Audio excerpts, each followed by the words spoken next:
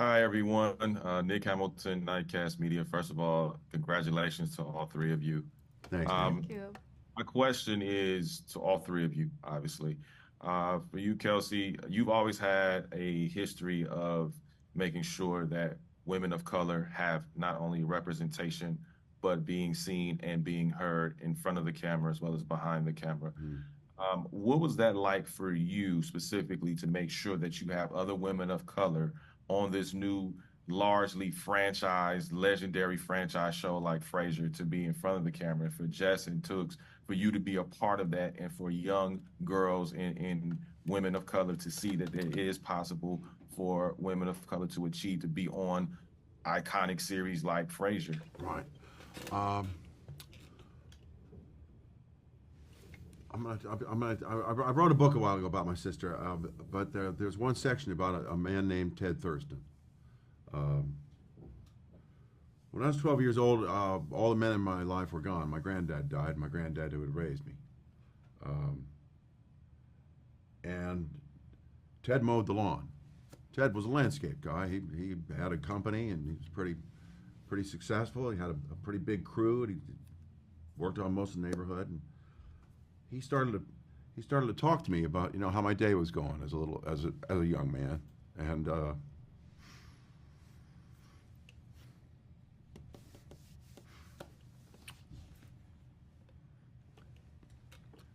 Ted was a black man who took time out of his day to look after a little boy who was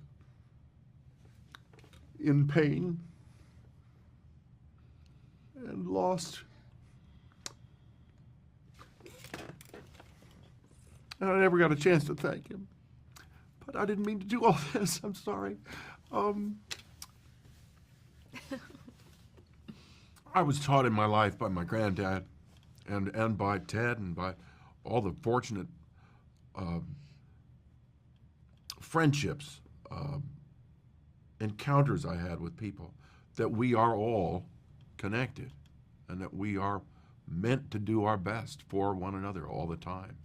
So 30 years ago, when I sat in an NBC, confab about diversity and we should really reach out to the Asian community, we should really start reaching out to this community and get them involved in television, and then they did this every year for 5 or 6 years, and then they wouldn't do anything. So I finally thought, well, screw this. I'm gonna do a show about some black girls, who love each other, And I met Mara, and we started talking, and I said, let's go make this thing happen. And I walked into NBC, and they still said no.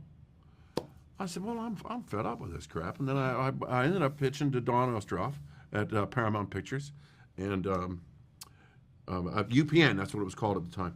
And she said, and I explained to her why I was a little upset, a little exercised, and so she said, well, relax, we're going to make it. So it was just, I just thought it was high time we put our money where our mouth was, and stop all this falderall, all this nonsense, because we've been on the same page for so long, and so resistant to it in so many ways. And listen, like attracts like. People huddle in masses, because they feel comfortable in a certain place. But you gotta move past that, and we all gotta rise up. That's our job. And Ted helped me as a young man when he didn't have to, and so Except it's it just goes back to what you said. He was it's doing just what what he you had do. to do. It's what you do. Yeah. Yeah. Yeah. Yeah. So there it is. Now we're all crying. Okay. Yeah, you're welcome. Seriously. And Thank you God for bless sharing him, it. Ted Thurston. What a wonderful man. Yeah.